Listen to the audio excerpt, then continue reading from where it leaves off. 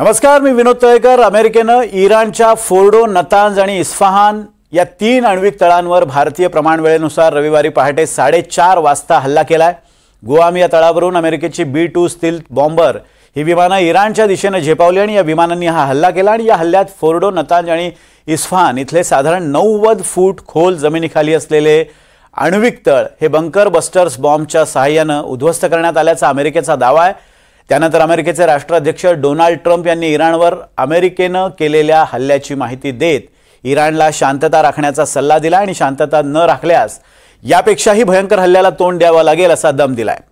मात्र अमेरिकेच्या या धमकीला केराची टोपली दाखवत इराणनं लगेचच इस्रायलवर प्रतिहल्ला करत 14 ठिकाणांना लक्ष्य केलंय।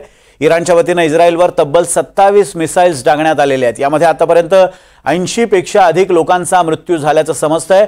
तर इराणचे राष्ट्रपती मसूद पेजकियान यांनी इराण कोणत्याही परिस्थितीत आण्विक कार्यक्रम थांबवणार नसल्याचं म्हटलंय। याशिवाय इराणचे परराष्ट्र मंत्री अब्बास अरागची यांनी सुद्धा आम्ही आमच्या सार्वभौमत्वाचं रक्षण करायला बांधील आहोत। अमेरिकेनं संयुक्त राष्ट्राच्या सनदेचं उल्लंघन केलंय आणि आमच्याकडे प्रत्युत्तराचे अनेक पर्याय आहेत अशा स्वरूपाची प्रतिक्रिया दिली आहे। त्यामुळे पुढच्या परिणामांना अमेरिका जबाबदार असेल असा इशारा दिलाय। तर ही संपूर्ण पार्श्वभूमी आणि दोन्हीकडच्या प्रतिक्रिया पाहता हे युद्ध अधिकच भडकण्याची चिन्ह स्पष्ट दिसत आहेत। पण हे युद्ध नेमकं का होत आहे? इस्रायलनं इराणवर हल्ला का केलाय? अमेरिकेनं आता या युद्धात एंट्री का घेतली? आणि सर्वात महत्त्वाचं म्हणजे मध्य पूर्वेतला या युद्धाचे काय परिणाम संपूर्ण जगावर होणार हे आपण या एका तासात जाणून घेणार आहोत। त्याचबरोबर NDTV मराठीचे प्रतिनिधी अंकित त्यागी हे इस्रायलमधून थेट आपल्या सोबत या शो मध्ये जोडले जाणार आहेत। तिथली परिस्थिती काय हे सुद्धा आपण जाणून घेण्याचा प्रयत्न करणार आहे।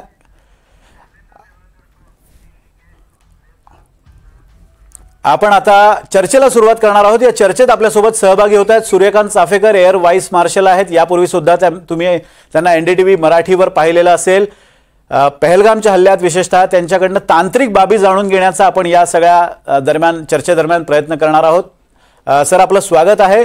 मंदार जोशी या चर्चेत आपल्यासोबत असतील। मध्य पूर्व एशियामध्ये तिथल्या घडामोडींचे ते अभ्यासक आहेत। मध्य पूर्वेतल्या अनेक देशांमध्ये त्यांचं वास्तव्य सुद्धा कामानिमित्त राहिलेलं आहे। त्यामुळे ते सुद्धा यामध्ये आपल्याला तिथली भूराजकीय परिस्थिती काय आहे आणि कशा पद्धतीने हे युद्ध सदृश वातावरण कायमच मध्य पूर्वेत राहिलेलं आहे या संदर्भात विश्लेषण करतील। याशिवाय कर्नल अभय पटवर्धन हे सुद्धा आपण यांच्याकडून तांत्रिक बाबी जाणून घेणार आहोत। या युद्धामध्ये नेमक्या कोणत्या वेपन्सचा, कोणत्या शस्त्रांचा वापर केला गेलाय, पुढे या युद्धाचं काय भवितव्य असेल, काय पुढच्या घडामोडी असू शकतील या युद्धामधल्या, आणि याशिवाय शैलेंद्र देवळाणकर हे सुद्धा आंतरराष्ट्रीय घडामोडीचे अभ्यासक आपल्यासोबत या चर्चेमध्ये जोडले जाणार आहेत। सुरुवातीला आपण या चर्चेला सुरुवात करणार आहोत। जोशी सर, तुमच्याकडनं मी सुरुवात करतो। या एकूणच एक सोप्या भाषेत मला हे सांगा की हे युद्ध नेमकं का झालेलं आहे? म्हणजे आपल्या प्रेक्षकांना हे कळलं पाहिजे की नेमकं युद्ध कशासाठी झालंय। इस्रायलनं ज्या 12 आणि 13 जून रोजी हा हल्ला केला आणि तिथून या युद्धाला सुरुवात झाली, याची पार्श्वभूमी नेमकी काय?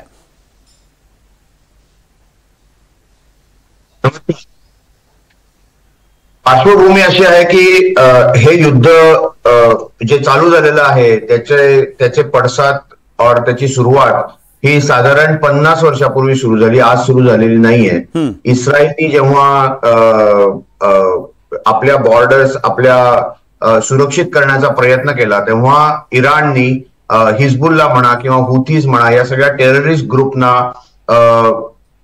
आपलं संरक्षण दिलं, आपली शस्त्रास्त्र पुरवली गेली आणि इस्रायलच्या बॉर्डर्स या सतत धगधगत्या ठेवल्या गेल्या। त्याच वेळेला काय झालं की इराणनी आपला आण्विक कार्यक्रम सुरू ठेवला आणि अनेक वेळेला इस्रायलनी, अमेरिकेनी, युरोपियन युनियन मधल्या बऱ्याच देशांनी त्यांना कितीही वॉर्निंग्स दिल्या तरी सुद्धा इस्रायलनी आपला आण्विक कार्यक्रम सुरू ठेवला इराणनी। आणि इस्रायलनी काय केलं तर इस्रायलनी पहिल्यांदा हिजबुल्ला, हौथी या सगळ्यांचं कंबरडं मोडलं, हळूहळू करत ह्यांच्यावर हल्ले केले। जेव्हा हे सगळे टेररिस्ट ग्रुप जेव्हा वीक झाले तेव्हा इस्रायलनी डायरेक्ट हल्लाबोल केली इराणवर आणि त्यांनी ठरवलं की आता आपण हा कार्यक्रम, यांचा आण्विक कार्यक्रम पूर्णपणे तबाह करायचा, पूर्णपणे बंद करायचा आणि तिथे हे युद्ध ऍक्च्युली सुरू झालेलं आहे। जोशीजी, तुमच्याकडे मी येणार आहे या संदर्भात की आता ही गरज इस्रायलला का वाटते। मात्र आता चाफेकर सर, हा मुद्दा असा आहे की अमेरिकेनं आता या युद्धामध्ये एंट्री घेतलेली आहे। अमेरिकेची या युद्धात एंट्री थोडीशी लवकर झाली असं वाटत नाही? कारण सुरुवातीला ट्रम्प यांनी असं म्हटलं होतं की 2 आठवड्यांचा आम्ही वेळ इराणला देतोय, मात्र 2च दिवसात अमेरिकेनं हा हल्ला केलेला आहे. काय कारण तुम्हाला वाटतात या हल्ल्याची? इतक्या लवकर अमेरिकेनं काय एंट्री केली आहे या युद्धामध्ये? सर्वप्रथम मी हे म्हणू इच्छेन की ट्रम्प हे जवळजवळ कुठलाही निर्णय घेतायत तर त्यांचे तुम्ही एक व्हिडिओ पाहू शकता, ज्यात कुठलाही निर्णय असो त्यांनी दरवेळा 2 आठवड्यात आम्ही हे करू हे म्हटलं आहे. म्हणजे ते युद्धाबद्दल असो, कोणत्या आंतरराष्ट्रीय निर्णयाबद्दल असो, किंवा त्यांच्या लोकल निर्णयाबद्दल असो, किंवा फायनान्शियल गोष्टीबद्दल असो, टॅरिफ लावण्याबद्दल असो, प्रत्येक वेळी त्यांनी फक्त एकच गोष्ट म्हटली आहे की 2 ते 3 आठवड्यात आम्ही हे सुरू करू. त्यामुळे त्यांनी हे जरी म्हटलं असलं तरी गेल्या 3 दिवसापासून सतत अनेक तज्ज्ञ हे सांगत होते की पुढच्या 48 तासात हा हमला होणार आहे. आणि तो 48 तासात हमला होणार हा अंदाज याच्यासाठीच घेण्यात आला होता, कारण जर तुम्ही या युद्धाकडे एकंदर बघितलं तर इस्रायलनी हमला करून गेल्या 10-15 दिवसात इराणचं जवळजवळ पूर्ण एअर डिफेन्स अगदी हलवून सोडला. म्हणजे बरंच नेस्तनाबूत केलाय आणि त्यांना बरीच त्याच्यावर अटॅक करून एअर डिफेन्स याच्यावर जास्त त्यांचे हमले आहेत. त्यामुळे अमेरिका यात लवकरच शिरकाव करणार हे अतिशय स्पष्ट असं चित्र होतं. आणि बऱ्याच तज्ञांनी तुम्ही बघू शकता गेल्या 2 दिवसाच्या न्यूज मध्ये की 48 तास पुढचे हे कठीण जाणार आहे आणि आपण त्याच्यावर लक्ष ठेवून बसायला पाहिजे. आणि तसंच झालं. अमेरिकेने प्रथम हेच म्हटलं की बा आम्ही फक्त अणुकेंद्रावर याच्यावर हमला करू, कारण इराण नेहमीच अणु हमल्याची धमकी देत असतं आणि ते आम्ही सर्वात पहिले संपुष्टात आणू आणि त्यामुळे जग आम्ही वाचवू. म्हणजे त्यांनी एक असा मोठा चित्र लोकांसमोर असं प्रदर्शित केलं की बाबा फक्त हे अमेरिकेची रिक्वायरमेंट नाही आहे, तर ही पूर्ण जगाची रिक्वायरमेंट आहे. अणुयुद्ध होऊ नये म्हणून ही जगाची रिक्वायरमेंट आहे. आणि त्याप्रमाणे त्यांनी हा हमला बोलला आणि हा हमला त्यांनी आपली विमानं इराणमध्ये घुसवून बोलला. त्यावरून जे मी म्हणतोय की इस्रायलनी त्यांची तयारी करून दिली आणि त्यानंतर अमेरिकन विमानं घुसली हे अगदी स्पष्ट होत आहे. त्यामुळे हा हमला होणार हे नक्कीच होतं. ते ट्रम्प सतत लोकांना हे सांगत राहिले की 2 आठवडे, पण यांची ही तयारी नक्कीच पूर्वीपासून सुरू होती आणि हा हमला पूर्वनियोजित होता असं मला स्पष्टपणे वाटतं. म्हणजे ट्रम्प यांनी आपल्या लौकिकाला साजेशीच अशी भूमिका घेतलेली आहे. यापूर्वी सुद्धा अनेकदा त्यांनी जास्तीची कालमर्यादा देऊन सुद्धा त्यांनी त्यापूर्वीच निर्णय मागे घेतलेले. पुढचा एक प्रश्न असा आहे की इराण जर बघितला तर तो शिया बहुल देश आहे आणि इतर जे अरब त्याच्या आजूबाजूला अरब देश आहेत हे सुन्नी बहुल देश आहेत. एरवी इराणशी सगळे फटकून वागत असतात, पण या हल्ल्यानंतर प्रामुख्याने हे पाहिलंय की सौदी अरेबियाने याचा निषेध केलेला आहे, पाकिस्ताननं सुद्धा याचा निषेध केलेला आहे आणि इतर सुद्धा अरब देश आता इराणच्या बाजूनं भूमिका घेताना दिसत आहेत. तुम्हाला असं वाटतंय का की अरब म्हणजे या मध्यपूर्वेत हा संघर्ष या निमित्ताने पुन्हा एकदा पेटणार आहे आणि हे सगळे अरब देश एकत्र येण्याची शक्यता आहे अमेरिकेच्या विरोधात? मला अशी शक्यता वाटत नाही, कारण सध्या प्रत्येक देशाला फक्त फायनान्शियल याच्यात इंटरेस्ट आहे आणि इराण हा सतत काहीतरी उद्योग करून इस्रायलला कसा त्रास देता येईल हे पाहत होतं आणि त्याच्या कारवायांमध्ये तुम्ही जर पाहिलं तर कुठलाही इस्लामिक देश त्यांना मदत करत नव्हता. त्यावरून हे स्पष्ट होतं की इस्रायलच्या अगेन्स्ट जे काही कारवाई इराण करत होतं त्यात बाकी इस्लामिक देशांना काहीही इंटरेस्ट नव्हता. फक्त आता US त्यात पडल्यामुळे हे देश एकत्र आले असतील, परंतु USच्या विरोधात हे देश एकत्र येऊन युद्धात समाविष्ट होतील असं मला अजिबात वाटत नाही. इराण त्यात एकटाच राहील. इराण सुद्धा अमेरिकेला लागलीच प्रत्युत्तर देणार नाही, कारण इराणला ते परवडायचं नाही. इराण आणि इस्रायलमध्ये जो कॉन्फ्लिक्ट चालला आहे तो अजून जोर धरेल हे नक्की. परंतु इराण US किंवा अमेरिकेसाठी काही करण्याला धजेल, विरुद्ध करायला धजेल असं मला अजिबात वाटत नाही. अगदी. आपल्यासोबत कर्नल अभय पटवर्धन सुद्धा आहेत. पटवर्धन सर, तुम्ही हा सगळा एकूण गेल्या 15-20 दिवसातल्या सगळ्या घडामोडी पाहताय. तुमचं का आकलन आहे या सगळ्या घडामोडींच्या बाबत? म्हणजे फोर्डो, नतांज आणि इस्फहान ही जी 3 ठिकाणं आहेत, हीच लक्ष करण्यामागे नेमकं कारण काय? याशिवाय सुद्धा काही ठिकाणी आण्विक तळ आहेत जिथं अणुसंशोधनाचं काम सुरू आहे. आणि इराणनी या अगोदर सुद्धा असं स्पष्ट केलेलं आहे की आम्ही अणुऊर्जेच्या दृष्टीनं हे सगळं आम्ही आण्विक तळावर काम सुरू आहे. असं असताना इराण हा अणुबॉम्ब बनवतोय अशा स्वरूपाचा एक अमेरिकेचा आणि इस्रायलचा दावा आहे आणि त्या अनुषंगानं हे हल्ले करण्यात आल्याचं बोललं जात आहे. तुमचं काय आकलन आहे या सगळ्याबद्दल?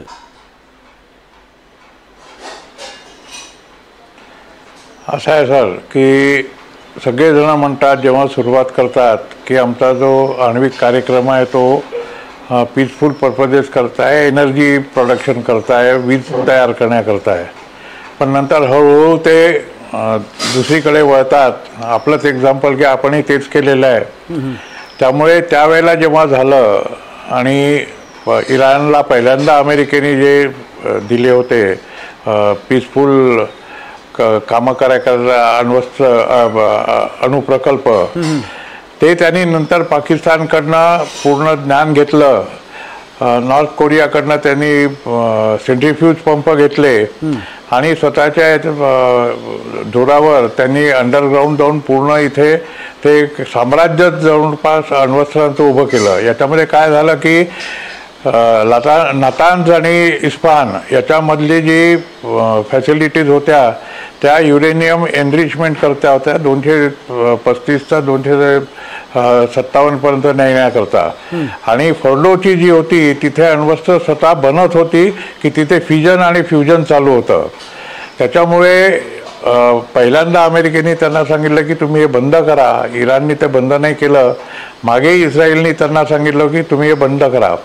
आता आधीच मुस्लिम जगतामध्ये पाकिस्तान हा असा एक देश आहे की ज्याच्याकडे अण्वस्त्र आहेत, पण तो थोडाफार तरी अमेरिकेच्या दबावाखाली आहे, युनायटेड नेशन्सच्या दबावाखाली आहे.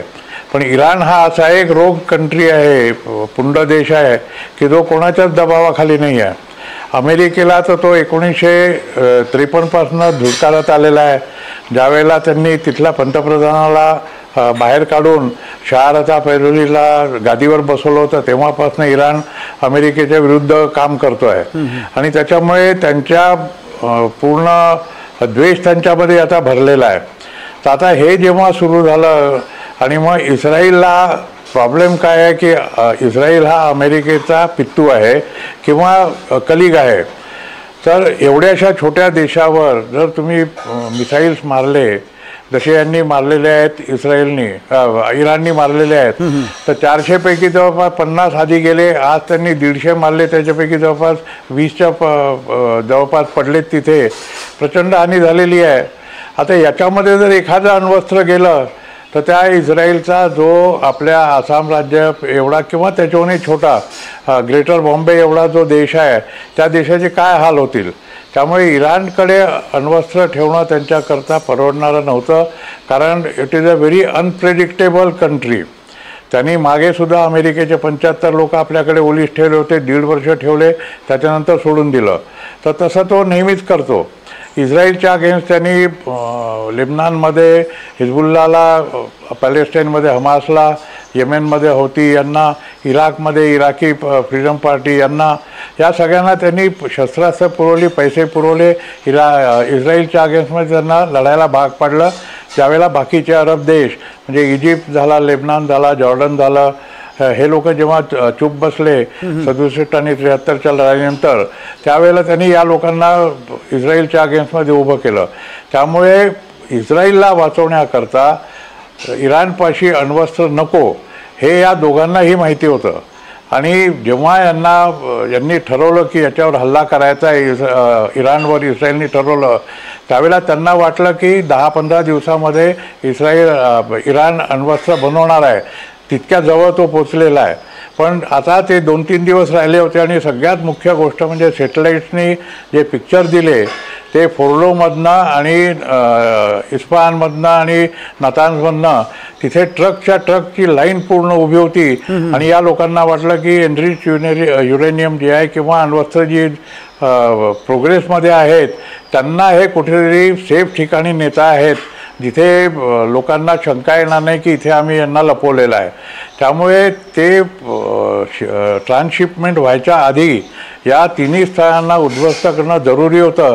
त्यामुळे ट्रम्पने जरी 2 दिवस आधी सांगितलं होतं की आम्ही 2 आठवड्यांचा अवधी देतो आहोत, तरी ज्या वेळेला त्यांना कळलं असेल, पण त्याच वेळेला त्यांनी यांना हेही सांगितलं होतं की माझी पूर्ण तयारी आहे, मला माहिती आहे काय करायचं आहे, मी एका क्षणामध्ये निर्णय घेईल. तो क्षणाचा निर्णय त्यांनी घेतला आणि यांच्यावर हल्ला करण्याचा प्रयत्न केला आणि सक्सेसफुल हल्ला केला. तर आता अमेरिकेने याच्यात उडी घेतली आहे असं म्हणणं बरोबर नाही ठरणार, कारण अमेरिका गेली एक त्यांनी सॉटी केलेली आहे तिथे जे काही करायचं होतं ते केलं. टॉमहॉक मिसाईल मारले, 3 B-2 विमानं पाठवली, 6 बॉम्ब टाकले, परत आलेत. त्याच्यामुळे अमेरिकेवर हल्ला करण्याचा इराणचा काही प्रश्नच येत नाही. पण इराणचे तिथले जे लोक आहेत अमेरिकेमधले ते लोक तिथे दहशतवादी हल्ले करतील, तिथल्या लोकांवर दहशतवादी हल्ले करतील. त्याचं ट्रम्पनी स्पष्टीकरण दिलेलं आहे किंवा पूर्णपणे सांगितलेलं आहे की यांनी आमच्या हजारो लोकांचे हातपाय तोडले, लोकांना मारलं. जगभरामध्ये यांनी दहशतवादी लोकांना, धार्मिक लोकांना बढावा दिलेला आहे. त्यामुळे असं जर झालं तर आम्ही परत इराणवर हल्ला करू हे त्यांनी स्पष्टपणे सांगितलेलं आहे. तर आता ही परिस्थिती अशी आहे की इराणनी जो आता हल्ला केलेला आहे आज दुपारी इस्रायलवर 150 मिसाईल्स मारून, त्या मिसाईलचं हे होतं की it was a face saving nature और face saving act by Iran, की आमच्या एवढा मोठा हल्ला झाला आम्ही काय केलं. अमेरिकेवर तर ते काही करू शकले नाही, ना चीनने केलं, ना रशियाने केलं, ना नॉर्थ कोरियाने केलं, ना तुर्किस्तानने केलं, तर इराण कुठनं करणार आहे. त्यामुळे त्यांनी विचार की इस्रायल होता त्याच्यावर त्यांनी हल्ला केला. त्यांचे जवळपास 80-90 लोक मारले, 200-300 जखमी झाले आहेत. गेल्या 10 दिवसामध्ये एका दिवसातली ही सगळ्यात मोठी घटना आहे.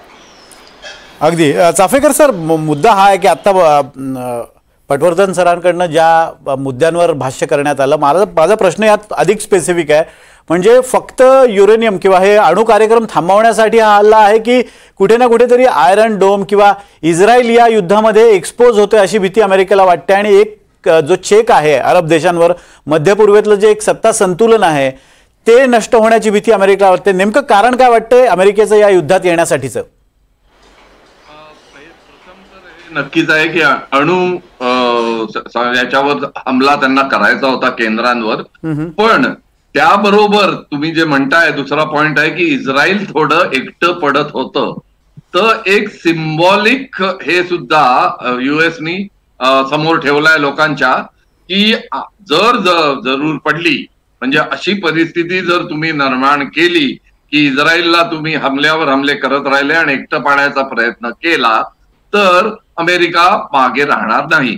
परंतु जसं पटवर्धन सरांनी क्लिअरली सांगितलं की युएसनी अणु केंद्रांवर हमला करायचा होता, तो एका विशिष्ट कारणासाठी करायचा होता आणि तो त्यांनी एका मिशन मध्ये संपवलेला आहे. त्यामुळे ते परत त्या गोष्टीच्या साठी इराणमध्ये जातील अशी शक्यता कमीच आहे. पण त्यांनी हा अणुकेंद्रावर हमला करून तुम्ही जसं म्हणताय तसं एक निदर्शनास आणून दिला आहे पूर्ण जगाच्या आणि मुद्दाम इस्लामिक राष्ट्रांच्या की कोणीही या इस्रायल इराण द्वंद्वात मध्ये पडू नये. तसं झालं आणि परिस्थिती जास्त चिघळली तर युएस मागे पुढे न पाहता त्यात येईल. त्यामुळे दोन्ही कारणं होऊ शकतात. पण प्रथम अणुकेंद्रावर हमला करून दुसरं कारण त्यांनी अपयश साधलं असं मला वाटतं आणि तेवढ्यातच ते थांबतील हे नक्की आहे. कारण जसं तुम्ही पहिल्यांदाही विचारलं आणि मी तुम्हाला स्पष्ट सांगितलं की बाकी इस्लामिक देश इराणच्या मदतीला येण्याची शक्यता अतिशय कमी प्रतिशत आहे, म्हणजे जवळजवळ नाहीतली आहे.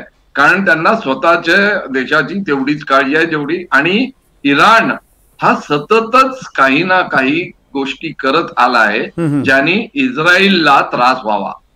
तो स्पष्टपणे स्वतःहून इस्रायलवर कधी हमला करत नव्हता. पण जे आजूबाजूचे जितके देश आहेत, लेबनान आहेत, बाकी त्यांचे जे शेजारी आहे इस्रायलचे, त्यांना उचकवून त्यांना युद्धाचं सामान देऊन किंवा शस्त्रास्त्र देऊन आणि चिथावण्या चालल्या होत्या, हे नक्कीच आहे. तर या दोन्ही गोष्टींवर थोडा कंट्रोल यावा म्हणून युएसनी अणुकेंद्रांवरच हमला केला. अगदी, म्हणजे दोन्ही हेतू ते अमेरिकेचे होते. मंदार जोशी, मला तुम्हाला प्रश्न हा विचारायचा आहे. आता जसा उल्लेख चाफेकर सरांनी केला की या इतर देशांना इराण चिथावणी देत होता इस्रायलच्या विरोधात, आता परिस्थिती उलटी आहे, इराण अडचणीत आलेला आहे आणि आजूबाजूचे देश सगळे आहेत, म्हणजे आपण जर बघितलं सौदी असेल, ओमान असेल, इराक असेल, येमेन असेल, या आजूबाजूच्या देशांकडनं इराणला मदत होण्याची शक्यता तुम्हाला वाटते का? म्हणजे तुम्ही मध्यपूर्वेत अनेक वर्ष वास्तव्य केलेलं आहे, तुम्हाला तिथल्या भौगोलिक स्थितीचा चांगला अंदाज आहे. तुम्हाला असं वाटतंय का की हे देश या इराणच्या मदतीला येऊ शकतील? म्हणजे जरी थेट अमेरिकेच्या विरोधात त्यांनी भूमिका नाही घेतली तरी पण छुप्या पद्धतीने काही मदत होऊ शकते का? जे देश, ज्या देशांना इराणनी चिथवलंय, लेबनॉन म्हणा, सिरिया म्हणा, इजिप्त म्हणा, आपल्याला हे समजायला लागेल की हे देश मुळातच गरीब देश आहेत, यांची आर्थिक परिस्थिती मुळातच खराब आहे आणि अशा लोकांच्या देशांमध्ये टेररिझमच्या ऍक्टिव्हिटी इराणनी सुरू केल्यात. जे श्रीमंत देश आहेत ते जीसीसी कंट्रीज आहेत, म्हणजे सौदी अरेबिया आहे, ओमान आहे, युएई आहे, ज्यांच्याकडे ऑइल अँड गॅस भरपूर साठा आहे, हे देश मोस्टली सुन्नी आहेत.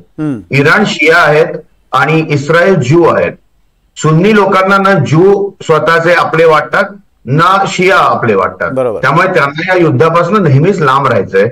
प्रश्न असा आहे की आता आज जेव्हा अमेरिकेने हल्ला केला तेव्हा सौदी अरेबिया, ओमान या देशांनी का अमेरिकेला असं सांगितलं की आम्ही तुमच्या बरोबर नाहीये, किंवा का त्यांनी एक निदर्शनं दर्शवली अमेरिकेला? त्याचं कारण असं आहे की अमेरिकेचे जी लष्करी तळ आहेत हे आज बहरीनमध्ये, कुवेतमध्ये, सौदी अरेबियामध्ये खूप प्रमाणात आहेत.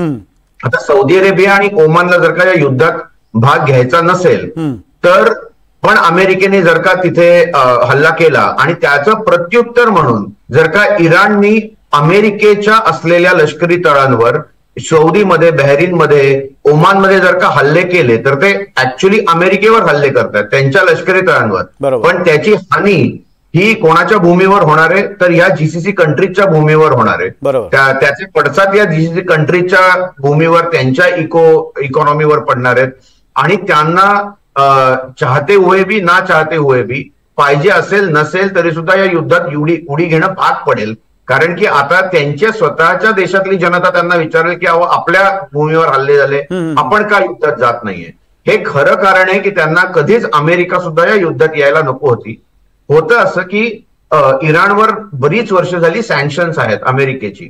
इराण US डॉलरमध्ये आपला ऑइल अँड गॅस ट्रेड करू शकत नाही. ह्यामुळे या सगळ्या जीसीसी कंट्रीजचं, ओमानचं, बहरीनचं, सौदी अरेबियाचं खूप फावतं, कारण की सप्लाय आपोआपच कमी होतो आणि त्या मालाला चांगली बाजारपेठ मिळते, चांगला भाव मिळतो आणि हे सगळं त्यांच्या फायद्याचं आहे. त्यामुळे इराणचं जे चालू आहे आणि इस्रायल त्यांच्यावर जो अटॅक करतोय आणि इराणची हानी होतीये ही त्यांच्यासाठी अतिशय चांगली आहे. म्हणजे बाहेर बसून गंमत बघणे किंवा बाहेर बसून आपला फायदा होणे याच्यात त्यांचं सगळ्यात मोठं हित आहे. पण आता मला माहित नाही की इराण प्रत्युत्तर देताना जर का अमेरिकेच्या लष्करी तळांवर जर का त्यांनी हल्ले करायला सुरुवात केली, कारण मला नाही वाटत, आणि ते आपले एक्सपर्ट सांगतील की इराणकडे अशी किती मिसाईल्स आहेत की जाऊन ती एवढा मोठा पल्ला गाठून अमेरिकेतल्या लष्करी तळांवर अमेरिकेत हल्ला करतील. सो त्यांनी जर का इकडे तिकडे करायचा प्रयत्न केला तर फार युद्ध विचित्र होणार आहे. पण तुम्हाला असं वाटतं का, म्हणजे तुम्ही जसा उल्लेख केला की 5 ते 6 हे मध्यपूर्वेतच अमेरिकेचे तळ आहेत, उदाहरणार्थ कुवेतमध्ये, कतारमध्ये एक अल उदीद नावाचा नेव्हल सपोर्ट ऍक्टिव्हिटी आहे, बहरीनमध्ये कॅम्प आरिफजान कुवेतमध्ये आहे, अल धफ्रा एअरबेस आहे युएई मध्ये आणि एरबिल एअरबेस आहे इराकमध्ये. आता हे 5 ते 6 एअरबेस हे बेस आहेत, सैनिकी तळ आहेत अमेरिकेचे. यावर जर इराणनं हल्ला केला तर हे विचित्र परिस्थितीत युद्ध होईल, हे तुम्ही म्हणताय बरोबर आहे. पण तुम्हाला असं वाटतंय का की या देशांनी सुद्धा या युद्धामध्ये येण्यासाठी इराण, कारण इराणचे अब्बास अरागची हे जे परराष्ट्र मंत्री आहेत त्यांनी स्पष्टपणे सांगितलं की आमच्याकडे सगळे पर्याय उपलब्ध आहेत, त्यामुळे असा एखादा हल्ला अमेरिकेच्या तळावर इराणकडनं होऊ शकतो, याची शक्यता तुम्हाला किती वाटते? तशी शक्यता वाटत नाही, पण काही गोष्टी आहेत ज्या फक्त लष्कराने होणार नाहीत. मी तुम्हाला एक उदाहरण देतो. ते एक भाग आहे जमिनीचा जो असा आत गेलेला आहे, निमुळता समुद्राचा भाग आहे, त्याला म्हणतात स्ट्रेट ऑफ होर्मुझ. हा स्ट्रेट ऑफ होर्मुझ इराण आणि ओमानच्या मध्ये जातो. जगातला जवळजवळ 60% ऑइल आणि गॅसचा जो ट्रेड आहे त्याच्या शिप्स दररोज साधारण 1000 पेक्षा जास्त शिप्स या स्ट्रेट ऑफ हॉर्मुझ मधनं पास होतात.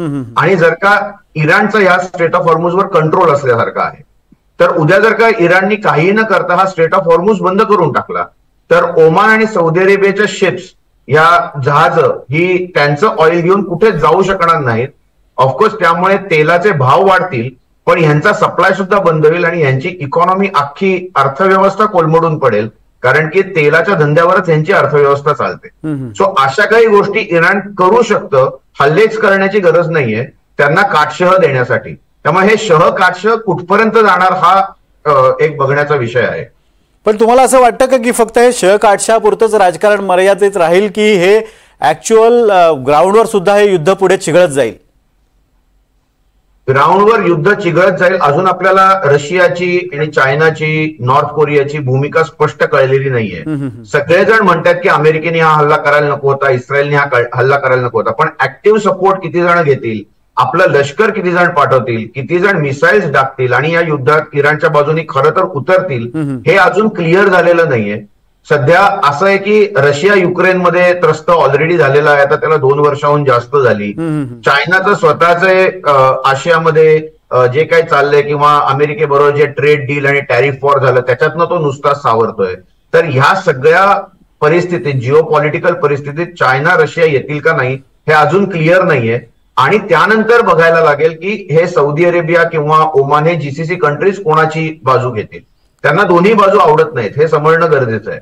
पण आता ह्या परिस्थितीत कोणती बाजू घेतील हे आत्ता सांगता येणार नाही. अगदी आता ही बाजू सांगता येणार नाही. पण पटवर्धन सण हा जो मुद्दा आहे आता, जसा मंदार जोशींनी उल्लेख केलाय, आणि एक त्याला मी तुम्हाला रेफरन्स एक सांगतो की आत्ताच बातमी अशी येते की इराणचे परराष्ट्र मंत्री अरागची हे रशियाला, मॉस्कोला रवाना झालेले आहेत.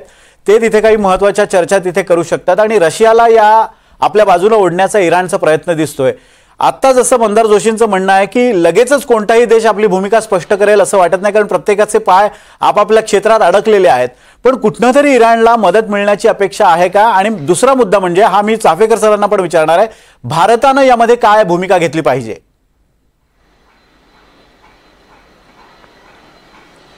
नक्कीच जसं तुम्ही म्हणाले सर आणि जसं मंदार सरांनी सांगितलं की याच्यामध्ये तिन्ही महासत्तांचे आपले आपले हितसंबंध अटकलेले आहेत. रशिया हा युक्रेनच्या युद्धामध्ये अटकलेला आहे. नाटो त्यांच्या अगेन्स्टमध्ये उभा आहे तिथे, पूर्ण नाटोचे 32 कंट्रीज आणि अमेरिका मिळून.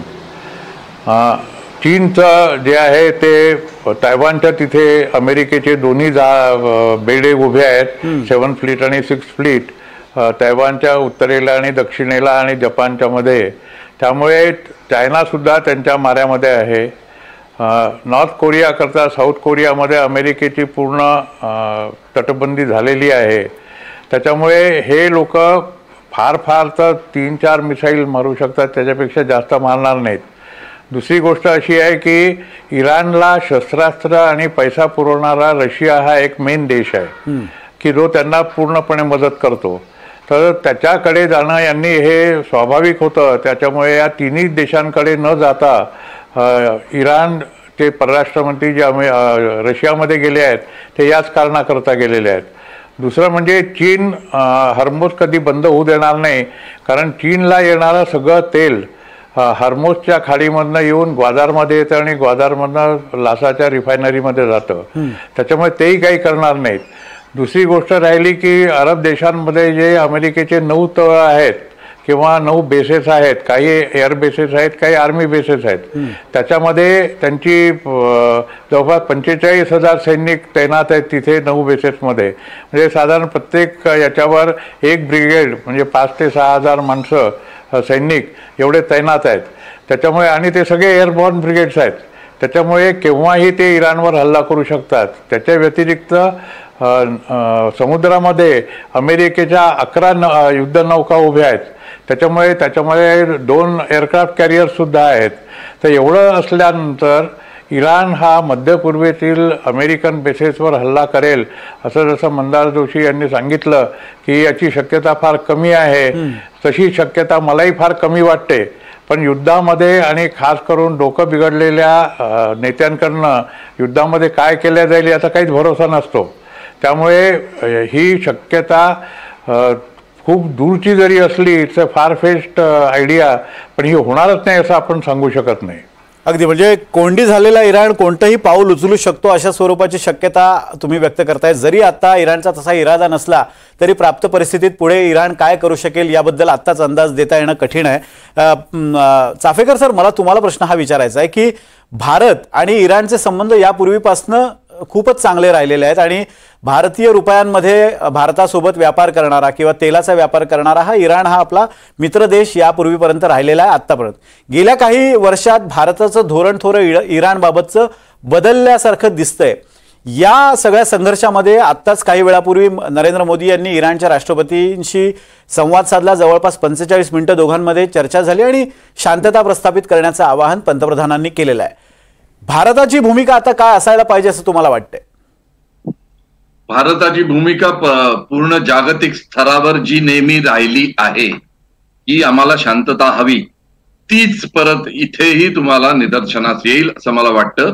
कारण आपण आणि इराणमध्ये जरी संबंध चांगले असले तरी सध्या जागतिक दृष्ट्या आणि आपली जी नीती आहे जगाबद्दल ती सुद्धा एक एक्सपान्शन याच्यात आहे, मोडमध्ये आहे. त्यामुळे आपण जे आतापर्यंत जसं वागलो आणि जसं रशिया युक्रेन युद्धात आपण वागलो किंवा इस्रायल आणि पॅलेस्टाईनचं जी लढाई झाली होती त्यात जो आपण एक स्टान्स घेतला तो बदलेल अशी मला अजिबात शक्यता वाटत नाही. त्याची 2-3 कारणं आहे. एक तर आपण इराण बरोबर मित्र राष्ट्र असलो तरी प्रत्यक्ष युद्धात किंवा युद्ध सामग्री देणे वगैरे हे आपण कधी करतच नव्हतो. त्यांची सर्व युद्ध सामग्री जशी पटवर्धन सरांनी सांगितली रशियाकडनं येते आणि त्यांनी रशियाकडे धाव घेतली आहे ती युद्धात सामील व्हा म्हणून नव्हे तर त्यांना शस्त्रास्त्र आणि युद्ध सामग्रीचा सप्लाय सुरू राहावा म्हणून ही धाव आहे, हे यावरून स्पष्ट होऊ शकतं. त्यामुळे भारताचा धोरण जे आतापर्यंत राहिलेलं आहे न्यूट्रल तेच राहील आणि त्यात आपण आगीत अजून तेल ओतू पाहणार नाही हे नक्कीच आहे. एक तर आपण सर्व जितके त्यात इन्व्हॉल्व आहेत लोक त्या सर्व देशांना एकच मेसेज देणार आहे की शांतता प्रस्थापित करा आणि तेच आपलं धोरण राहणार आहे. कारण जसं तुम्ही म्हटलं की इराण बरोबर आपण आपलं एक मित्र राष्ट्र समजतो, तसंच इस्रायल सुद्धा आपलं मित्र राष्ट्र आहे, किंबहुना जरा जास्त जवळ आहे.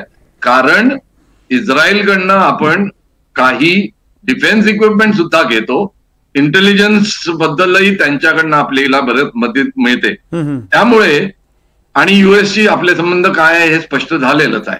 त्यामुळे तिन्ही देशांना एकच संदेश भारत देत राहील की शांतता प्रस्थापित करा आणि आगीत अजून तेल ओढण्याचं काम नक्कीच आपल्याकडनं होणार नाही याबद्दल आपण साशंक राहू नये. अगदी म्हणजे भारताचा यात कोणताही सक्रिय सहभाग नसेल हे तर साहजिक आहे. मात्र भारत या प्रदेशामध्ये शांतता प्रस्थापित करण्यासाठी आवश्यक त्या उपाययोजना करेल असं तुम्हाला वाटतंय?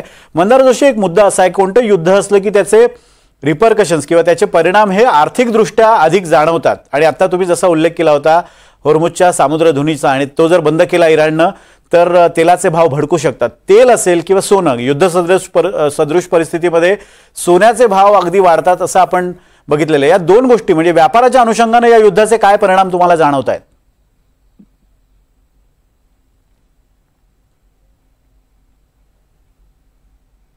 मंदार जोशी, माझा आवाज येतोय तुम्हाला? मंदार जोशींशी आपला संपर्क पुन्हा एकदा प्रस्थापित करूयात आणि आपण त्यांना व्यापाराच्या अनुषंगाने, पटवर्धन सर तुम्हाला हाच व्यापाराच्या अनुषंगाने प्रश्न की प्रत्येक युद्धाचे आर्थिक परिणाम मोठे असतात आणि या युद्धाचा आर्थिक परिणाम तुम्हाला काय वाटतो? म्हणजे मगाशी जसा उल्लेख केला की होर्मुझचा सामुद्रधुनी जर इराणने बंद केला त्यामुळे तेलाचे भाव भडकणार हे तर जगजाहीर आहे. सोनं असेल, तेल असेल किंवा इतर आर्थिक बाबी असतील, काय परिणाम वाटतात तुम्हाला या युद्धाचे? भारतावर याचे फार गंभीर परिणाम नाही होणार, पण परिणाम निश्चित होतील. दोन गोष्टी आहेत. एक तर आपण जवळपास 45% तेल जे आहे ते आपण इराणकडनं घेतो. ते तेल आपल्याकडे जर आलं नाही तर आपल्याकडे सध्या तरी रशियाकडनं घेतलेल्या तेलाचा साठा आहे, पण साधारण 1 महिन्याच्या नंतर आपला साठा तो डिप्लीट झाल्यानंतर आपल्या इथे महागाई भडकायला सुरुवात होईल. दुसरं म्हणजे आपले जे कार्यकर्ते किंवा कारागीर आहेत किंवा आपले जे संसाधनं चाबार बंदरामध्ये सध्या अटकलेले आहेत आणि आपल्याला ज्या 2 बर्थ तिथे मिळालेल्या आहेत त्याचं जे मेंटेनन्स आपण करतो आहे, त्याच्यावर जो आपण खर्च केलेला आहे तो आपला म्हणजे पूर्णपणे अक्षरशः समुद्राच्या पाण्यात जाईल यामध्ये शंका नाही आहे. त्यामुळे जे आता आपण सांगितलं की पंतप्रधान मोदींनी जवळ 45 मिनटं इराणच्या राष्ट्रपतींशी टेलिफोनवर गोष्टी केल्या आणि त्यांना शांतता राखण्याचं आवाहन केलं, ते बरोबर केलेलं आहे. कारण जरी आपल्यावर डायरेक्ट परिणाम होणार नसला तरी अप्रत्यक्ष परिणाम हा होईलच. कारण आपले जे शिप्स आहेत, मर्चंट शिप्स आहेत, ते जाऊ शकणार नाहीत. आपल्याला जी सुएझ कॅनाल आहे ते बंद होईल आहे, आपला स्ट्रेट ऑफ हॉर्मुझ जे आहे ते बंद होईल आहे. अरब सागरामध्ये जी काही आपली सुप्रीमसी होती ती कमी होईल आणि चायनाची सुप्रीमसी तिथे वाढू शकेल. कारण त्यांच्या युद्धनौका आणि सबमरीन्स ऑलरेडी ग्वादारमध्ये उभ्या आहेत. त्यामुळे आपला तिथला जर वावर कमी झाला आपल्या युद्धनौकांचा आणि मर्चंट शिप्सचा, तर चायना त्याचा फायदा उचलेल. तर याचे दूरगामी परिणाम आहेत, पण इमिजिएट परिणाम भारतावर होणार नाही असं माझं मत आहे. पुन्हा एकदा मंदार जोशी यांच्याकडे जाऊयात. मगाशी त्यांचा संपर्क आपल्याशी तुटला होता. मंदार जोशी, हाच प्रश्न आता जसं पटवर्धन सरांनी सांगितलेलं आहे की दूरगामी परिणाम भारतावर होणार नाहीत, पण एकूण जर पाहिलं की या सगळ्या युद्धाचा परिणाम हा आर्थिक बाबींवर होत असतो, या युद्धाचा आर्थिक बाबींच्या अनुषंगानं काय परिणाम तुम्हाला जाणवतोय किंवा भविष्यात तो होऊ शकतो असं तुम्हाला वाटतंय? 3-4 गोष्टी आहेत याच्यामध्ये. पहिली गोष्ट अशी आहे की तेलाचे भाव नक्की भडकणार. जर का सौदी अरेबिया किंवा जीसीसी कंट्री ज्या युद्धात उतरल्या तर, जे अजून क्लिअर नाहीये, पहिली गोष्ट. दुसरी गोष्ट म्हणजे जे आपण मी स्ट्रेट ऑफ हॉर्मुझ म्हणलं तर त्याच्यात जर का काही झालं तर अजून सप्लाय कमी होऊन त्याचा डबल परिणाम हा तेलांच्या भावावर होणार. तिसरी गोष्ट अशी आहे की भारताने मोठ्या मोठ्या इन्व्हेस्टमेंट्स आता इराणमध्ये केलेल्या आहेत. जसं चबार पोर्ट आहे तिथे आपले आता ऑलरेडी 1000 कोटी रुपयापेक्षा जास्त पैसे ऑलरेडी इन्व्हेस्टमेंट झालेली आहे आणि आपण अजून जास्त करणार आहोत. हे चबार पोर्ट आपल्यासाठी अतिशय आवश्यक आहे आपला मिडल ईस्ट साठी आणि आफ्रिकन कंट्रीज साठी आपला चांगला ट्रेड होण्यासाठी. जर का या युद्धाचे परिणाम असे झाले की या पोर्टला पण हानी झाली तर ती स्ट्रेटअवे भारताचे डायरेक्ट पैशाची हानी, आर्थिक हानी आपली होणार आहे. चौथी गोष्ट अशी की आपण म्हणजे आपण एकटेच नाही होत, पण भारताने इतर देशांबरोबर पार्टनरशिपमध्ये एक ट्रेड रूट सुरुवात केलेली आहे, जो इथून निघून UAE, सौदी अरेबियामध्ये, इस्रायलमध्ये जाऊन ग्रीस पर्यंत जातो.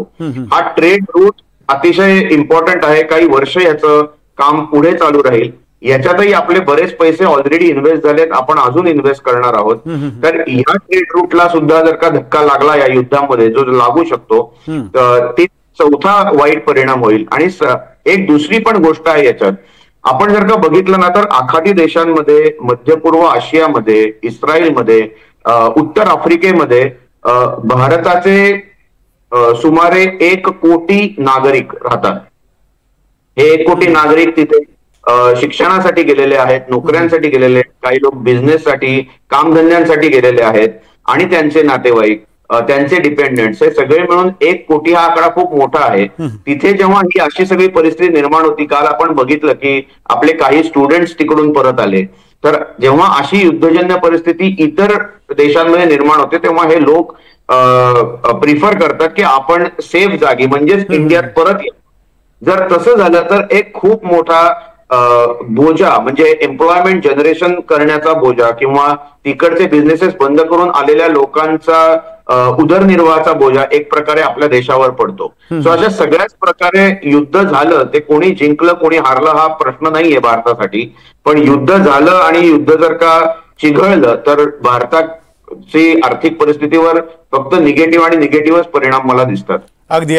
तुम्हा तिघांची परवानगी घेऊन एक मी आपल्यासोबत आता मायर मोझेस आहेत, इस्रायलमधनं थेट आपल्यासोबत जोडले गेलेत. काही वर्ष त्यांचं ठाण्यामध्ये वास्तव्य होतं. आपण त्यांच्याकडून जाणून घेऊया की तिथे सध्याची परिस्थिती काय.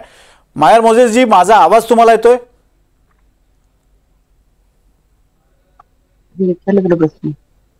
प्रश्न विचारला काय येत? मायर मोझेस जी, माझा आवाज तुम्हाला येतोय का?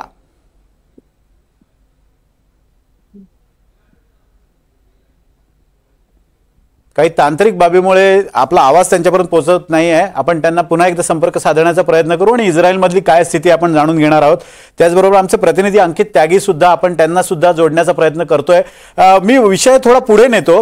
चाफेकर सर, एक मुद्दा असा आहे की या तीनही राष्ट्रांमध्ये, म्हणजे या युद्धामध्ये जी 3 राष्ट्र सध्या गुंतलेली आहेत, मग ते इस्रायल आहे, अमेरिका आहे आणि इराण आहे, या तीनही राष्ट्रांचे जे प्रमुख आहेत ते सध्या स्थानिक पातळीवर सुद्धा एक अस्थिरता अनुभवत आहेत. म्हणजे ट्रम्प यांच्या विरोधात अमेरिकेत सुद्धा आता निदर्शनं होऊ घातलेली आहेत.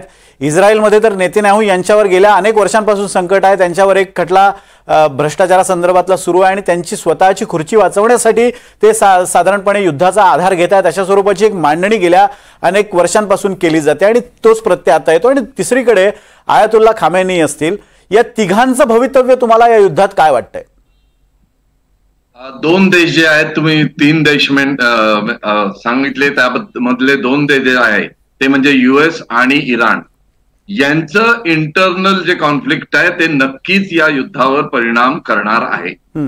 युद्ध नको म्हणून अमेरिकेत काही जवळजवळ 1 आठवड्यापासूनच म्हणजे तिथल्या लोकांनी अँटिसिपेट करून संप वगैरे सुरू करणं, रोड रॅलीज घेणं वगैरे सुरू केलं होतं. आणि ट्रम्प डिसिजन मेकिंग मध्ये थोडे अनप्रेडिक्टेबल आहे, हे आपल्यालाही मान्य आहे, पूर्ण जगाला मान्य आहे, तसंच त्या देशातल्या नागरिकांना सतत वाटत असतं. त्यामुळे ते त्यांच्यावर प्रेशर आणणारच की हे युद्ध अजून भडकू नये. इराणमध्ये अशी स्थिती आहे की जवळजवळ 65% म्हणजे सगळ्या महिला तर तुम्ही धरात आणि अजून काही लोक हे त्यांच्या इस्लामीकरणाचा जो हेतू आहे तिथल्या प्रेसिडेंटचा त्याच्या विरुद्ध आहे. आणि हा इंटरनल कॉन्फ्लिक्ट आता शिगेला पोचलेला आहे अशी तिथून माहिती बाहेर येते आहे. त्यामुळे या दोन्ही राष्ट्रात त्यांच्या नेत्यांवर एक प्रेशर राहणार आहे आणि त्या प्रेशरमुळे युद्ध भडकू नये हे त्यांना बघावंच लागेल, हे नक्की. पण तिसरा देश जो इस्रायल आहे आणि त्यांनी त्यांच्या नेतांचं तुम्ही जे बोलला त्यांच्यावर तेवढा परिणाम इंटरनल प्रेशर येणार नाही, कारण इस्रायलला आपल्या देशाचं सर्व्हायव्हल बद्दल ते कसे त्या सगळ्या इस्लामिक राष्ट्रांपासून विरोध करून आपला देश जिवंत ठेवतात याच्यावर त्यांचे जास्त भर असतो. आणि त्यामुळे तेथील जनता नेतांविरुद्ध विरुद्ध काहीही करेल असं मला वाटत नाही आणि त्यांना संपूर्ण सपोर्ट देईल जोपर्यंत ही युद्ध स्थिती आहे. त्यानंतर त्यांचं पॉलिटिकल काय होईल ते टोटली वेगळी गोष्ट आहे. पण इस्रायलवर ते प्रेशर स्थानिक जनता आणणार नाही याचं मला नक्की म्हणजे आश्वासित करू शकतो की होणार नाही. म्हणजे नेतन्याहूंचा जो हेतू आहे तो सफल होताना दिसतोय. मंदार जोशींकडनं याचं उत्तर घ्यायचंय. मात्र मायर मोझेस आपल्यासोबत जोडले जात आहेत पुन्हा एकदा. मायर मोझेस जी, माझा तुम्हाला आवाज येतोय? हो, येतोय. नमस्कार. नमस्कार. तुम्ही ठाण्यात अनेक वर्ष वास्तव्याला होतात. माझेही अनेक मित्र, म्हणजे माझ्या वर्गातले 2 मित्र हे सध्या एक डिमोनामध्ये राहतात आणि एक तेल अवीवला. मला सांगा, तुम्ही सध्या कुठे राहता आणि तिथली परिस्थिती काय आहे? तिथे हल्ला वगैरे झालाय का? हो, मी सर्वात प्रथम आधी मी सर्वांना नमस्कार करतो तेल अवीवमधनं. दुसरे जे पार्टिसिपंट्स आहेत त्यांना सुद्धा आणि NDTVला. मी सध्या तेल अवीवमध्ये आहे आणि 16 तारखेला सकाळी तेल अवीवमध्ये 4:18 जो हल्ला झाला, जो रॉकेट खाली आला, तो धमाका झाल्यामुळे माझ्या घराला पण हानी झाली. आणि त्यामध्ये मी, माझी श्रीमती व 2 मुली त्या घरात होतो. सायरन झाल्यावर आम्ही स्ट्रॉंग रूम मध्ये गेलो. स्ट्रॉंग रूम मध्ये आत गेलो आणि तिथे बाहेर धमाका झाला. आम्हाला वाटलं की आमचंच घर पडले, बॉम्ब आमच्या बिल्डिंगवर आढळला असेल, कोसळला असेल, आणि त्या स्ट्रॉंग रूमचा दरवाजा तुटून म्हणजे उखडून माझ्या धाकट्या मुलीवर पडला. त्यामुळे तिला जरा इजा झाली, तिला लागलं बरचसा, मुक्कामार बराचसा लागलाय. आणि आम्ही जरा हादरलो आणि आम्हाला वाटलं की बहुतेक आमची बिल्डिंगच पडली असावी किंवा धोका झालाय. माझी श्रीमती म्हणाली की बाहेर पडूच नको, दरवाजा पुन्हा असा धरून ठेवला आणि किंवा बिल्डिंग खड्डा झाला असेल, काही म्हणजे ते होऊ शकतं. म्हणजे मग बाहेरून पाहिलं तर हळूहळू जसं मी आणि माझी मोठी मुलगी आम्ही किंवा जिला लागलं ती सुद्धा, कारण ती सैन्यात होती, त्याच्यामुळे ते आम्ही हळूहळू बाहेर आलो आणि पाहिलं तर ती धूळ, माती आणि माझ्या हॉलचा, त्यांच्या बेडरूमची दारं, खिडकी सगळी म्हणजे हिंजीज म्हणजे फ्रेम सकट उखडली होती म्हणजे अशी. आणि नशिबाने बॉम्ब इथे होता आणि पुढे एक साधारण 40-50 मीटरवरती उघड्या जागा एक जुनी बिल्डिंग होती, इमारत होती, तिथे तो बॉम्ब पडला होता. पण कम्प्लीट रेडियस साधारण म्हणजे 400 मीटरचा रेडियस जो होता तो कम्प्लीट उद्ध्वस्त झाला होता. म्हणजे सगळ्या काचा, फ्रेम सगळ्या पडल्या होत्या वगैरे, फार मोठा. आणि हळूहळू त्यावेळेला कळलं नाही, कारण पहाट होती. मग थोड्या वेळाने आम्ही जे काय आम्हाला जर गोळा करता आलं ते सगळं घेऊन आम्ही खाली पळालो आणि मग आम्हाला जशी मदत करण्यात आली, सगळी सैन्य, अँब्युलन्स, पोलीस, NGO हे सगळे येतात तुमच्या मदतीला. पहिले आधी बिल्डिंग रिकामी करा, कारण काय होऊ शकतं पुढे, लाईट, पाणी, गॅस, लिकेज सगळं बघण्याकरता मला बाहेर नेतात आधी, फर्स्ट एड वगैरे विचारतात वगैरे. आणि तिथून आम्ही बाहेर येऊन मग म्हणजे हे माझ्या समोर झालं. म्हणजे आता तुम्ही सुरक्षित ठिकाणी आहात असं म्हणायला हरकत नाही आणि तुम्ही तुमच्या कुटुंबाची काळजी घ्याच. पण मला एक प्रश्न हा विचारायचा आहे की आता हे युद्ध साधारण 12 जून पासून सुरू झालेलं आहे. इस्रायलने इराणवर हल्ला केला त्यानंतर आता तिथे सध्या परिस्थिती काय आहे, म्हणजे आतली राजकीय परिस्थिती इस्रायलमधली काय आहे? नेतन्याहू यांच्या विरोधात एक रोष गेल्या काही वर्षांपासून तिथल्या जनतेत होता, निवडणुकीच्या माध्यमातून तो व्यक्त झाला सुद्धा होता, तरी सुद्धा नेतन्याहू हे अजूनही सत्तेवर आहेत. आत्ताची तिथली राजकीय परिस्थिती काय आहे? नाही, ह्या वेळेला राजनैतिक दल व विरोधी पक्ष सगळे एकत्र आहेत. 2-3 दिवसापूर्वी तुम्ही पाहिलं असेल की याईर लपीद वगैरे जे होते, ज्यांनी हात मिळवणी केली असेल, आमचा सगळा पाठिंबा आहे. ह्या वेळेला अशा परिस्थितीत संपूर्ण देश एकत्र उभा आहे आणि कुठल्या तऱ्हेची अशी भावना नाही त्यांच्यामध्ये की असं विचार म्हणजे जुळत नाही वगैरे, असं काय नाही. सगळे एकाच पॉइंटवर सगळे अवलंबून आहेत आणि सगळे एकत्र आले तर एक दुसऱ्याला मदत करायला धावतात सगळी प्रक्रिया. आणि आम्हाला सगळं झाल्यानंतर आम्हाला एका हॉटेलला शिफ्ट करण्यात आलं. आम्ही एका हॉटेल, तात्पुरता एका हॉटेलमध्ये आहोत, नंतर आम्हाला सगळं बघावं लागणार. पण आमच्या मुलींनी जरा धावपळ वगैरे केली, दोघी मुलींनी. आणि आता सध्या आम्ही पण जसं सांगितलं की आज सकाळी इराणमध्ये समजा अणुबॉम्ब ते फोडले, समजा अमेरिकेच्या मदतीने वगैरे सगळं केलं. पण आम्ही असं वाटलं की झालं आता संपलं. नाही, सकाळी 7:30ला 2दा सायरन झाले आणि आम्ही 4 मळ्यावर हॉटेलमध्ये आहोत. पुन्हा धावत खाली मजल्याला आणि मग भोयर याच्यात जाऊन आम्हाला तिथे जवळजवळ अर्धा तास आम्ही तिथे होतो. असे 2 पाठोपाठ हल्ले झाले. त्यामुळे म्हणजे ही सावळ अजून डोक्यावरून गेलेली नाही असं म्हणताय ना, कमी झाली असेल. हो, पण आहे अजून. अगदी मोजेसजी, तुम्ही आमच्यासोबत चर्चेत असेच राहा. आपल्यासोबत काही गेस्ट आहेत की ज्यांच्याकडनं आपण हा सगळा संघर्ष काय आहे ते जाणून घेतोय. मंदार जोशीजी, आणि सगळ्यांनाच माझा एक प्रश्न असणार आहे. माझी वेळ आता संपत चालली, 3 ते 3.5 मिनिटांचा वेळ आहे. पण तुम्हाला असं वाटतंय का, म्हणजे सुरुवात आपण मंदार जोशींपासून करतोय, त्याच्यानंतर चाफेकर सर आणि पटवर्धन सरांकडे पण मी येणार आहे, या संघर्षामुळे 3ऱ्या महायुद्धाची नांदी आहे का ही, असं तुम्हाला वाटतंय का? आणि 2 गटामध्ये जग विभागलं जाईल का असं तुम्हाला वाटतंय का? मंदार जोशी. 3ऱ्या महायुद्धाची नांदी आहे का नाही हे बाकी आखाती देश, रशिया आणि चायना हे पुढच्या 2 दिवसात काय निर्णय घेतात याच्यावर आहे. जग आता 2 भागांमध्ये डिवाइड झालेलं नाहीये, कारण की सगळ्यांचेच पाय एकमेकांच्यात अडकलेले आहेत. हे आता 2 भागांमध्ये डिवाइड होणं अवघडही दिसतंय मला, कारण की शिया, सुन्नी, ज्यू असे 3 ह्याच्यात हे आहेत. 2 गट, 3 गट. हा, बोला. पुढच्या 48 तासात आपल्याला समजेल की आखाती देश, रशिया आणि चायना हे काय निर्णय घेतात. चाफेकर सर, तुमचं वर्जन काय आहे? माझंही वर्जन ऑलमोस्ट जवळपास त्याच्याच आहे. रशिया आणि इतर देश काय करतात, म्हणजे अरब देश, याच्यावर हे अवलंबून राहील. पण शक्यता ही आहे की आपण 3ऱ्या महायुद्धाकडे जाणार नाही, कारण प्रत्येकाला आर्थिकदृष्ट्या बलवान व्हायचं आहे आणि त्यासाठी युद्ध हे उत्तर नाही, हे नक्कीच. पटवर्धन सर.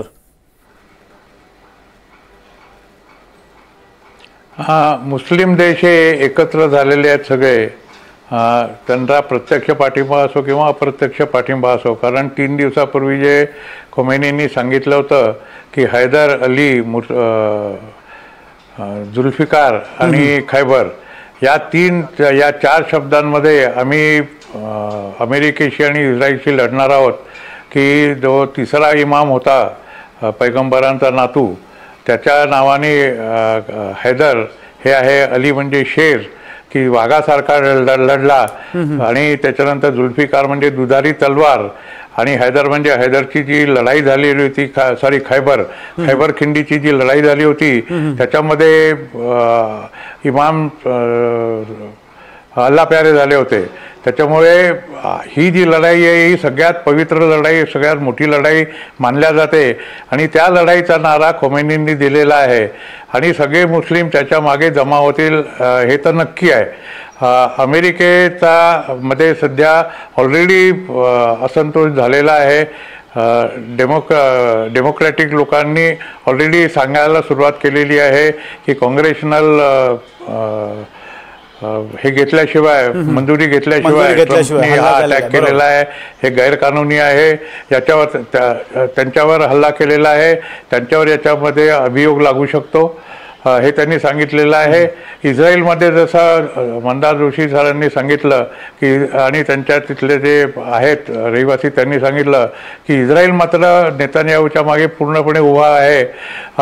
रशिया आणि चायना हे दोघं काय भूमिका उचलतात हे चाफेकरांनी सांगितलेलं आहे. त्याच्यामुळे आजची जी संध्याकाळची बैठक आहे इराणी परराष्ट्र मंत्री आणि पुतीन यांच्यामधली, त्याच्यावर अवलंबून असेल की तिसरं महायुद्ध सुरू होऊ शकतं की नाही सुरू शकत.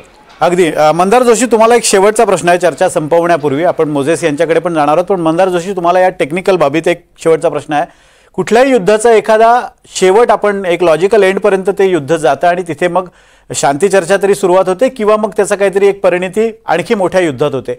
सध्या तुम्हाला असा कोणता पर्याय वाटतो की हे युद्ध थांबू शकतं किंवा या युद्धाचा एक लॉजिकल एंड काय होऊ शकतो?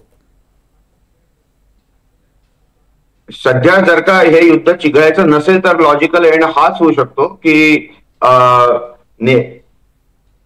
खमेनी स्वतः, म्हणजे इराणचे राष्ट्राध्यक्ष स्वतः हा मार्ग स्वीकारतील जो ट्रम्प साहेबांनी सांगितलेला आहे, आणि ते चर्चेला तयार होतील आणि दोन्ही बाजू हे सगळं थांबवतील. मात्र जर का युद्ध चिघळायला लागलं आणि सर्व आखाती देश, चायना, रशिया, नॉर्थ कोरिया हे सगळे हळूहळू युद्धात उतरायला लागले तर मात्र आपण बघतोय की इथे काही दिवस, काही महिने, काही वर्ष हे युद्ध चालू शकतं. खाली फक्त तुम्ही बघितलं तर नाटो, युक्रेन आणि रशिया आणि अमेरिका बाजूनी यांचं युद्ध आता 2-2.5 वर्ष झाले चालू आहे. त्यामुळे याचा लॉजिकल एंड काय होईल हे आता ज्या देशांनी या युद्धात उडी घेतलेली नाहीये ते देश आय थिंक ठरवतील. ज्या देशांनी या युद्धात उडी घेतलीये ते देश नाही ठरवणार. अगदी. म्हणजे लॉजिकल एंड तुम्हाला हाच वाटतोय की यात इराण काहीशी माघार घेईल आणि अमेरिका इस्रायलकडनं किंवा उर्वरित जगाकडनं त्यांच्याबद्दलच्या ज्या अपेक्षा आहेत त्या अपेक्षांची पूर्ती करून तो आण्विक कार्यक्रम त्याला आवर घालण्याचा इराण प्रयत्न करेल अशा स्वरूपाचं तुम्हाला एक या युद्धाची परिणती वाटते. या चर्चेमध्ये तुम्ही तिघेही सहभागी झालात त्याबद्दल तिघांचेही धन्यवाद. आणि मायर मोझेसजी, तुम्ही इस्रायलमधनं आमच्यासोबत जोडले गेलेले आहात. सध्या फक्त एक शेवटी जाता जाता मला एवढंच सांगा की सध्या तिथे इस्रायलमधली जनभावना नेमकी काय आहे? नाही, जनभावना म्हणजे अशी की सगळ्यांना हे कसे हे राक्षस गण आहेत, त्यांना संपुष्टात आणलेच पाहिजेत. कारण ते आज जर नाही गेले तरी ते उद्या पुन्हा डोका वर करतील. ते नाही का स्नेक्स हे. तर आणि त्याच्याकरता सगळे एकमताने आहेत की हे संपवलं पाहिजे. ह्यांना काय आम्ही अशी वाईट इच्छा करत नाही की मानहानी व्हावी कोणाला, पण इस्रायल कधी जाऊन त्या माणसांवर बॉम्ब वगैरे टाकत नाही. पण स्वतःचं अस्तित्व जर टिकवायचं असेल तर थोडा तुम्हाला म्हणजे त्यांना धडा शिकवला पाहिजे. अगदी पुरेशी बोलकी प्रतिक्रिया आहे. आणि या चर्चेला मी पूर्णविराम देताना याच बद्दल हा एक शेवटचा मी मोझेस यांच्याकडनं पीस जाणीवपूर्वक घेतला की यातून लॉजिकल एंड असा दिसतोय की इराणला आपला आण्विक कार्यक्रम आवरता घ्यायला लागेल आणि अमेरिका आणि इस्रायलच्या प्रेशरमुळे त्यांना तसं करावं लागेल.